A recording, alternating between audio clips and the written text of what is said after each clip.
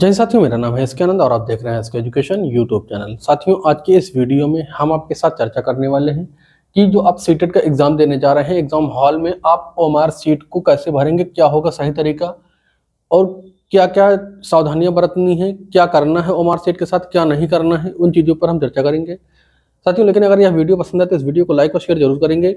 और अगर आप चैनल में पहली बार हैं तो चैनल को सब्सक्राइब करिएगा। क्योंकि अभी तक चैनल ने 1000 सब्सक्राइबर गेन नहीं किया है।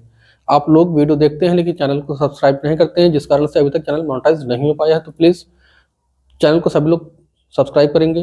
वॉच टाइम पूरा है, जल्दी से चैनल मोनेटाइज हो सके, जिससे आप आने वाली परीक्षाओं के लिए जब हमसे मिले तो हम आपको और से अच्छा कंटेंट दे सकें। तो चलिए देखते हैं ओएमआर सीट भरने का क्या है सही तरीका। ठीक है, तो ओएमआर साथियों भरेंगे उसके लिए क्या आवश्यक सामग्रियां हैं। तो आवश्यक सामग्री क्या होगी, तो ध्यान देंगे, बॉल पेन आप यूज करेंगे। 0.7 mm का जो बॉल पेन आता है, बॉल पेन, ठीक है, उसका उपयोग करेंगे। इसमें काला या नीला उपयोग कर सकते हैं, काला या नीला, ठीक है। लेकिन हमारा मानना है कि काला ज़्यादा बेटर होता है, काला ज़्यादा बेटर होगा तो उसका आपको उपयोग करना है। यहाँ पर आपका पेंसिल, ठीक है, पेंसिल या जेल पेन या निप पेन वर्जित होता है, उसका प्रयोग आपको नहीं करना है। सिर्फ और सिर्फ बॉल पेन का ही इस्तेमाल करेंगे और जहाँ तक हो सके तो काले का ही प्रयोग करिएगा। अब 10 रुपए की आती है 0.7 mm की, उसका आप प्रयोग कर सकते हैं, ठीक है।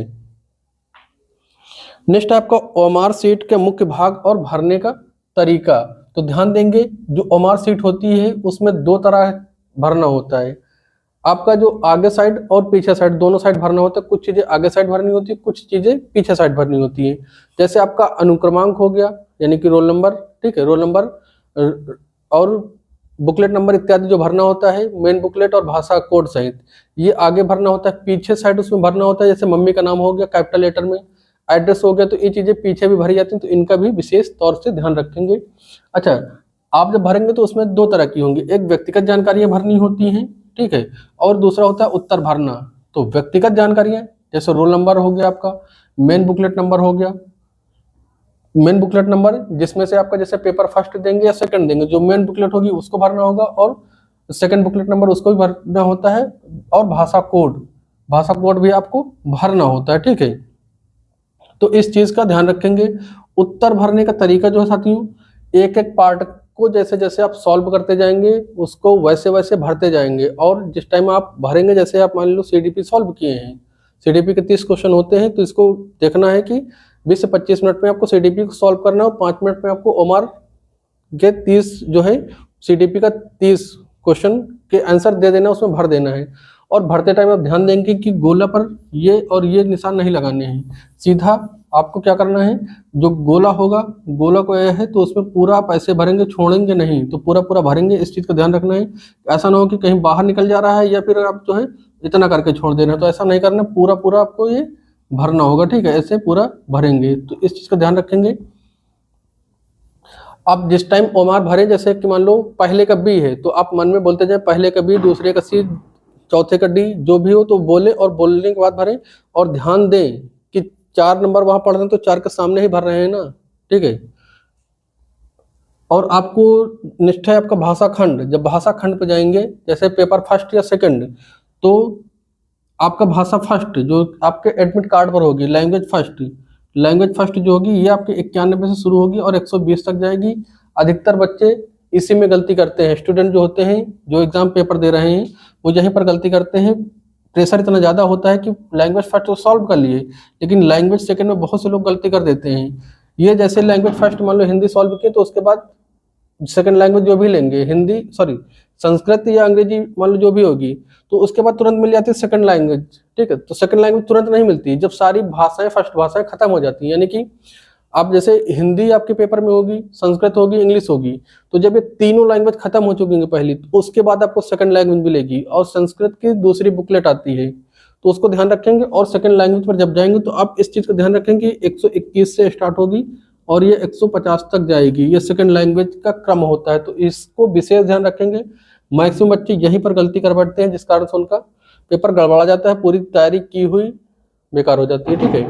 तो इस चीज का ध्यान रखना है। और ये भी ध्यान रखना है कि हस्ताक्षर और अंगूठे का निशान, यानी कि जो आपका अंगूठे का निशान होगा वो आपसे जो आपका वहाँ पर एग्जामिनर होगा उसने लगवा लिया हो, आप हस्ताक्षर उस बॉक्स में कर चुके हो जो आपने जैसा एडमिट कार्ड में कर रखा है।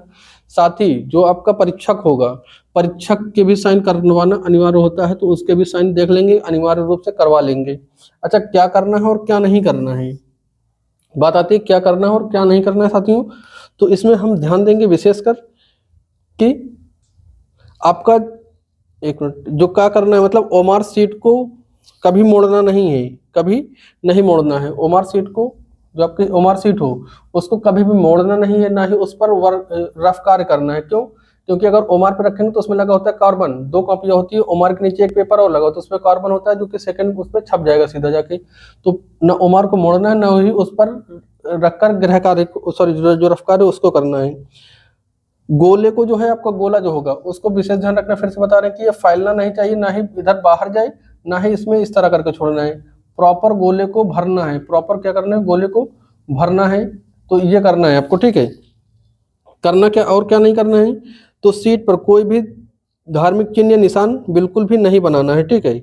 और मान लो आपको गोला भरते समय कहीं पर मिस्टेक हो जाती है, आपसे कहीं पर गलती हो जाती है, मान लो जैसे 10 का सी भरना था और अब आपने भर दिया डी, तो उसमें व्हाइटनर का प्रयोग बिल्कुल ना करिएगा, ना ही थोक से मिटाने की कोशिश करिएगा।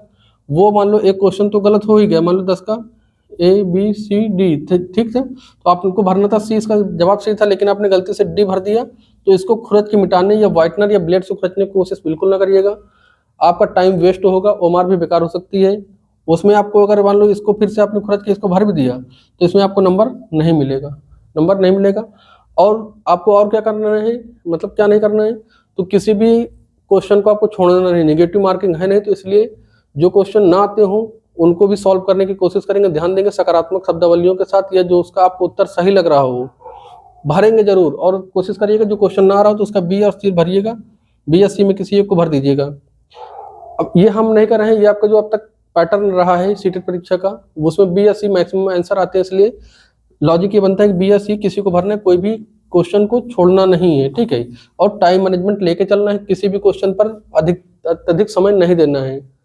30 क्वेश्चन होते हैं एक पार्ट में, पेपर फर्स्ट में, तो 20-25 मिनट के अंदर अंदर उसको सॉल्व करना है। गद्यांश जिस समय आप सॉल्व करें तो पहले गद्यांश को न पढ़ करके पहले क्वेश्चन को पढ़ें, फिर आप पैराग्राफ में जो है आंसर को ढूंढना है, ठीक है। तो बस इतनी जानकारी आपके लिए सफिशिएंट होगी हमारी तरफ से।